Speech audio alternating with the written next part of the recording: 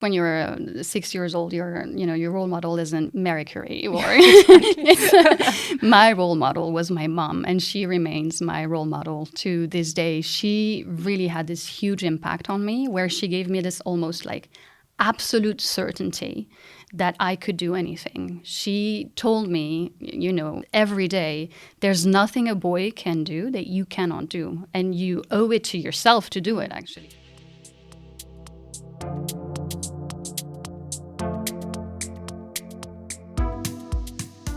Hello and welcome to Science on the Menu, the podcast of the European Food Safety Authority, EFSA. My name is Maria and I will be your host for this episode of our podcast dedicated to women in science. Joining me today is our very own Océane Albert, a scientific officer in EFSA's Novel Foods team. Welcome, Océane. Thank you very much for having me, Maria. I'm very happy to be here. Thank you for coming. So together with Océane, we're going to dive into what it's really like to be a female scientist in Europe. We'll discuss the progress that we have made towards female representation in science, but also some of the many challenges that still remain. So, Océane, quite a few big topics there to unpack. A lot to unpack. I'm here for it. But before we dive in, we actually have a small surprise for you. A surprise? Yes, we know that today is a special day. It is a big day for me, yes. It's your 40th birthday, my if I may 40th say. Birthday, yes. Exactly. Mm-hmm. So we wanted to just give you a little something to thank you for spending the day with us. Cake! Here's the magic hand. Thank you. Thank go. you very much. That's very cute. Thank you, guys. It's amazing. For our listeners, we just brought a tiny cake for Océane. And I think we have a cake. We have a birthday girl. So we need to probably also have a birthday song. A birthday song. I would recommend it. Exactly. Yep. So happy birthday to you. Happy birthday to you. Happy birthday, dear Océane. Happy birthday to you. Thank you, guys. Enjoy your cake, but Thank maybe you before that, much. I have a few questions for you. Okay. And I think it's a great coincidence that you're here on your birthday, because I think the birthday is a really time for reflection and looking back at things. So my first question for you would be exactly, how did you end up here, Océane, sitting in this chair? It's a very great question. So I'm originally an agronomics engineer, and very early on I realized I wasn't so much interested in engineering than in pure fundamental science. So I went on to do a master's in research and in toxicology specifically. I was studying the effects of chemicals in the environment on fertility for 3 years of doctorate studies and then for 5 years in Canada and as a postdoc. And I decided it was time to make a decision about my life, staying in academia or doing regulatory science, which I was already interested in. So I applied to EFSA right at the end of my postdoc. It did not work out the first time around. So I spent 2 years in a trade association in Brussels. And then fortunately, I made it here about 5 years ago, a bit less than 5 years ago. It was meant to be. It was meant to be. It was meant to be. Yes. I know that the topic of female empowerment and involvement of women in science is close to your heart. Can you tell us more about your activities around this topic? Yes, of course. So very early on when I was, in research labs doing my doctorate already and then my postdoc, I realized that there was this whole gender imbalance in science and in academia that was very present. It was in the little things like authorship, how representation occurred in general, the lack of role models, but it was also in the lack of funding, the lack of women that had full professorships, for example. So I realized there was this imbalance. And back in Canada, I was a postdoc. I decided to help put together a program within the Department of Pharmacology and Therapeutics at McGill University that was called Win for Science. And the idea was really to educate younger women in academia to this gender imbalance, to provide them with role models, to provide them with mentoring. So that was just really a grassroots initiative at the beginning. And when I left, it was still very young, let's say. Yeah. And today it's still ongoing, and it's become a great program. Great. Yes. So you still follow the program, I assume. Do you have any success stories from any of the alumni of the program? Yes. So the original idea came from a young professor who was a woman, and she's still there. And so she's followed up on the program. And I've heard, for example, that last year they fundraised some money to do a caretaker funding traveling grants. So to help, for example, a breastfeeding woman go to a conference, because, of course, breastfeeding or having a baby involves a lot of spending that you need to do. You need to have a caretaker with you, or someone to take care of your baby that you need to pay while you're away, etc. And so they managed to fund some grants and to help some women travel, whether they were caring for a baby or for an elderly person, which very often falls on women. It's also the case. Yes, so I think that's a great success, yeah. Oh, that's great. Amazing. So speaking of success stories and successful female scientists, we actually asked some other female colleagues at EFSA about their experiences and more about their inspiration, especially in early childhood, to become scientists. So I would suggest we actually listen to their replies together now. I have it here on my phone. So we have...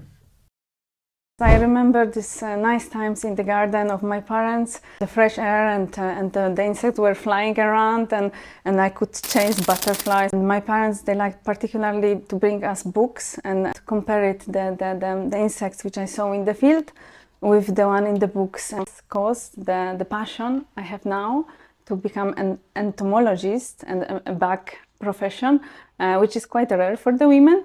But I believe that this is something which destiny brought me.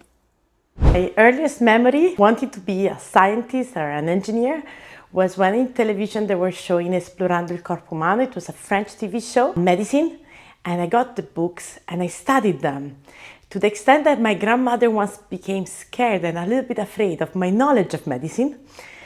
And that kind of carried through with me until I had to decide what to be as an adult. I studied biomedical engineering, and I ended up being a faculty, a professor, a researcher in that field with some patents to my name. My dad had the farms, and from time to time I heard them talking about the animals becoming sick, and then they cured them. But my interest was not in understanding the development of the disease and the cure, but understanding what was the cause of the disease. When I learned that those were little bugs that were causing the disease to the animals, I decided that I wanted to understand better what was the biology behind those little bugs. When I was at high school, I used to sit on a bench with my friends and we were observing people. We were trying to understand the different groups, why they were in that group, why they were behaving like that. And so I thought, well, either I become a spy because I like to watch people, or I become a social scientist. By the way, I'm a social scientist.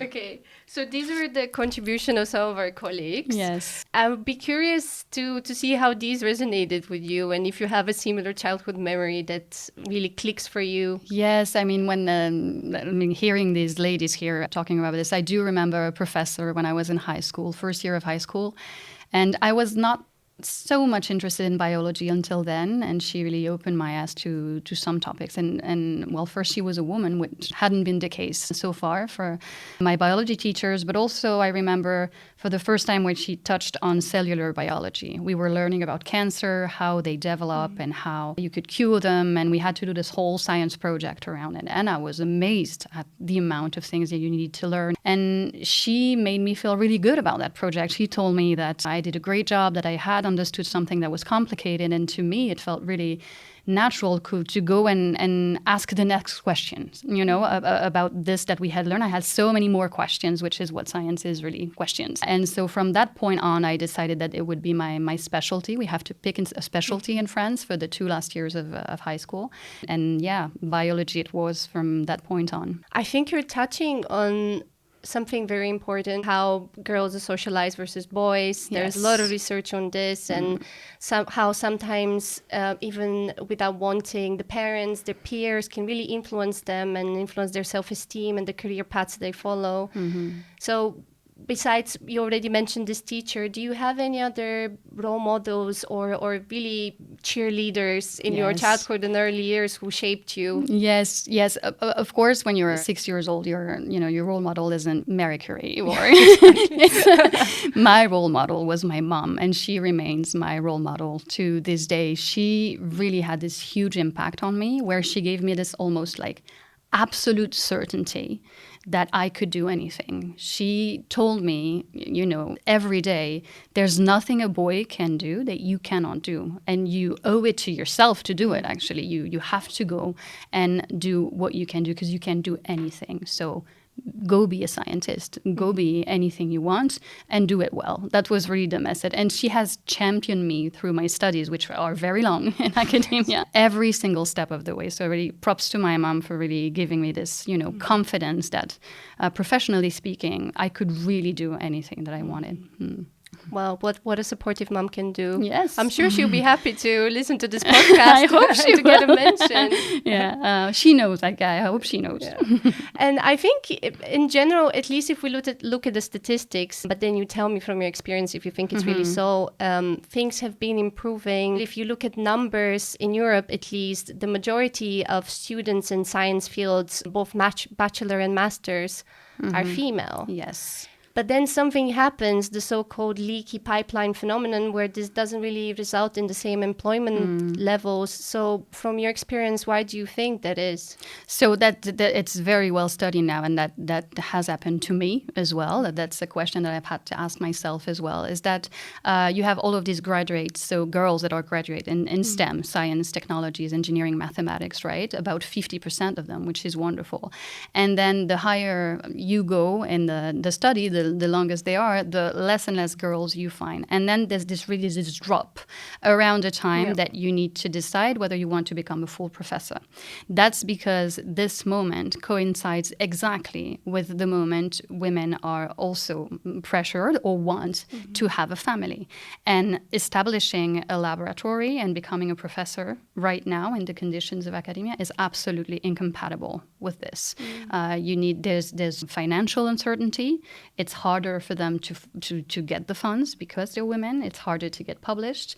It's harder to get recommended by male peers. And there's geographical uncertainty. You follow the money, so you don't know where you're going to end up. And when you want to have a family, maybe you want to be close to your own family. And, and there are so many questions, so many burdens for women at that point in their career that a lot of them end up, taking a different pathway. And so when you look at the data at the full professorship, I think you end up around 20% of female professors. So you go from 50% of girls studying science to only 20% of them being actual professors, which is very sad. And of course, we need to work to get better results for this. Indeed. Do you have maybe a personal story that, or a friend or a colleague that was kind of in this situation? Definitely. I mean, I had myself to ask myself this question. I was encouraged by females to try and establish my own lab. I thought that I didn't want to have a family far from mine, so I wanted to go back to Europe. I could have tried to establish a lab in Europe as well, but then I was also interested in regulatory toxicology. I wanted to try that. I end up being here, and I love it. So that's a success story. Yeah. But I have a friend who, after a PhD, did not really get to the point where she could tell herself, I need to go abroad, and I need to do some more studies, and then I need to be far from my family, and I cannot have children right away. It was just too much, too many burden, too many hindrances, for her. And she ended up choosing a completely different pathway. She's not working in science anymore. She had her family, which is a great success story too, right? I'm not judging at all, but we lost a very smart woman there to something else that I hope she's really happy doing. But I think that's the story of many women in academia, unfortunately. Yeah. Let's say every lost female scientist is in a way a lost role model for future female scientists. Absolutely. Indeed. Yeah. Let's imagine we were in a perfect world, Océane, and you could introduce one policy change or change in general, which would make these compromises or would reduce the need for female scientists to make so many compromises. What would that be? That's a very easy one because that's a recent experience for me. Longer, equal paternity leave between men and women. I mean, parental leave.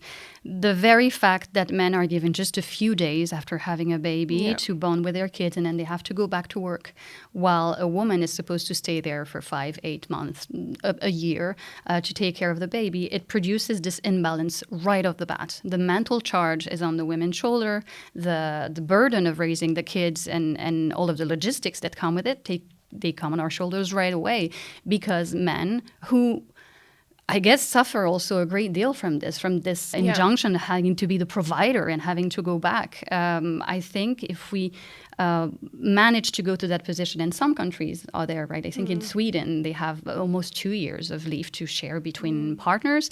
That's absolutely amazing. So I would go with longer equal paternity leave in Europe, and not I don't know how many days they have right now, but that's pretty sad.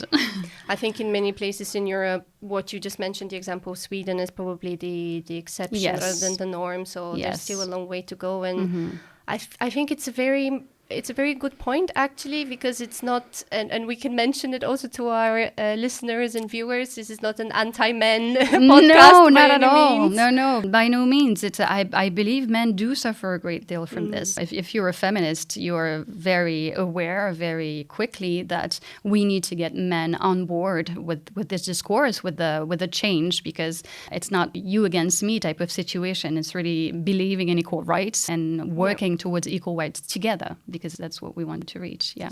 You did mention motherhood a couple of times. I think it came up also, especially at the beginning with the programs. And I know it's a topic that's very fresh for you. Very fresh. You just came back from maternity leave. Yes. How do you manage to juggle other responsibilities? It's tough. It's tough being a full-time working mom of 2 now, and being a scientist, being expected. There's a lot of expectations at work, which are amazing. It takes a lot of logistics. It takes a lot of money. You need money to be able to raise kids and have help. So I also understand that a lot of women stop working because they cannot afford the childcare. That's definitely one point. It's renouncing perfection. You're not going to be a perfect mom and a perfect colleague and a perfect that's not possible. So it's also not lowering the bar, but being kind to yourself when you have bad days, and reaching for some help. Unfortunately, again, in academia that's true, but also in our modern world where we work from different countries, and I'm very far from my own family, so it means I don't have help from my parents, for example, to raise my kids. So yeah, that's logistics. I always say my second job starts at 5 every day. I have a full day of work from 8 to 5, and then a second one starting at 5. Yeah, it's a full-time job. It does deserve some more attention, for sure. I would also be curious to know, how do you find it at EFSA, and how is it different than maybe other places that you worked at? And so my first pregnancy was when I was in Brussels working for a trade association, and I got pregnant, and I said I got pregnant. I was asked right off the bat if I intended to have several, because they needed to know. I was a man, of course, so we asked that. Anyways, I passed on that, and some of my funding when I came back from maternity leave had been taken away. So when I confronted the boss, he told me straight, to my face, well, you shouldn't have gone about and have a baby, and maybe you would have been here to know. I was just speechless. I didn't know what to say right then and there. I was completely shocked, because it was not 30 years ago. That was 5 years ago. That was quite terrible. Now, thankfully, I got offered this job at EFSA very quickly after, and I had no doubt I wanted to take it. And my experience here has been completely different. The announcement of my pregnancy has been taken with I was afraid, I have to say, to tell, because of my previous experience. And it was nothing but joy and congratulations. And I was told I could take as much time as I needed. And when I came back 3 weeks ago, I was welcome, and my experience has been completely different. So I want to tell women it's possible. You have some very toxic workplaces.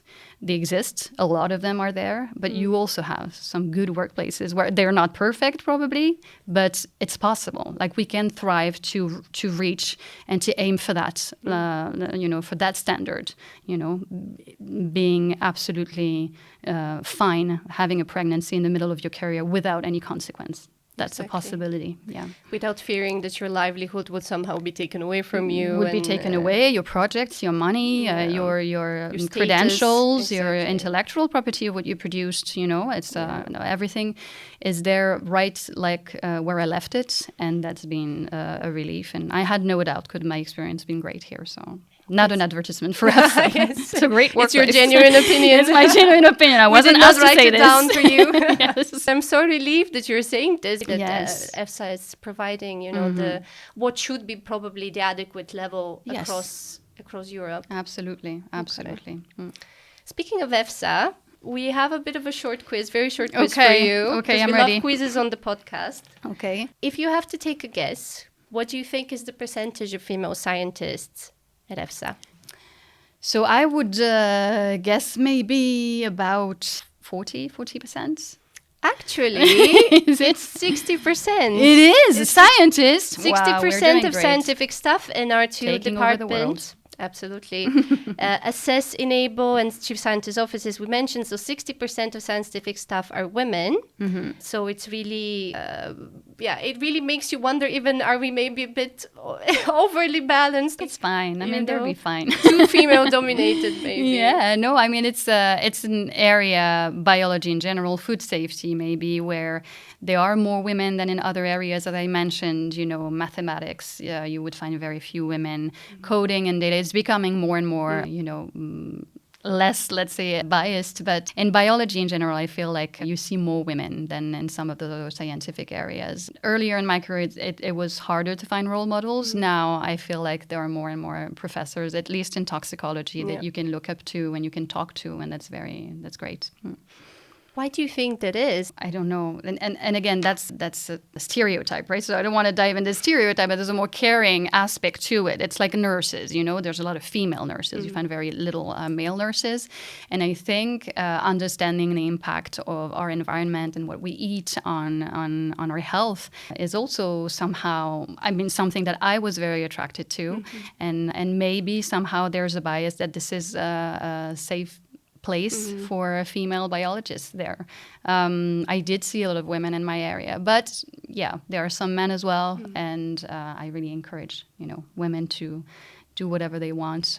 Mathematics, if it is coding, if it is my girl, I will tell her every day. And then, my boy can be a dancer, my girl can be anything. Exactly. I assume for these things it would take time for them to become less acceptable. Of course. And maybe this is something to also tell to aspiring female scientists to be prepared that there would be some preconceptions that they would need to be faced with and to kind of develop maybe even a thick skin against. Yes, absolutely. Yeah. It's not easy being a girl out there, not being a woman. It's getting better, but I think it's also very fragile right now. We can see that with the Me Too movement, there's been a backlash, sort of with a rise of masculinist movements and we have some very strong political characters right now that are openly, sexist and masculinist, and that's a real issue to me. So I would say that young women and girls need to be very aware that we're just one political crisis away from our rights being taken from us, and that's one thing that we should tell them. Reality. Yeah, definitely. And then maybe to just end on a more positive note. Yes. Would you have one piece of advice though for an aspiring scientist, or maybe a piece of advice that you wish you had received when you were just starting out? Yes, because as you say, from a very young age, you get this idea that maybe math isn't for you, and this is for boys, and this is for girls. And thankfully, I had my mom to tell me otherwise. But what I want to tell younger women and girls in general is that there's going to be so many injunctions, towards you, so many demands. You cannot be too pretty because you're threatening, but you cannot be too ugly because you're not employable. You cannot be too loud, but you cannot be too quiet. You cannot have it all. And in this society, women, we can never win. So my advice is, you do you. Be comfortable with your paradoxes, be comfortable with who you are. There's nothing a boy can do that you cannot do. I want to repeat that. And being yourself is your greatest strength. So, go for it. Great, Océane, thank you. I think this is such a great note to end on. Yes. Now I can have my cake. Now you can have your cake, absolutely. And yes, thank you very much for taking the time. It was really a real pleasure to have you. Very insightful to share your kind of first-hand experience as a female scientist. And wish you all the best for the future and for your birthday once again. Thank you. Thank you so much, Maria. It was an honor, really. Thank you for choosing me. Of course. To our listeners and viewers, that's all for now. Remember, you can catch all episodes of Science on the Menu on wherever you get your podcasts.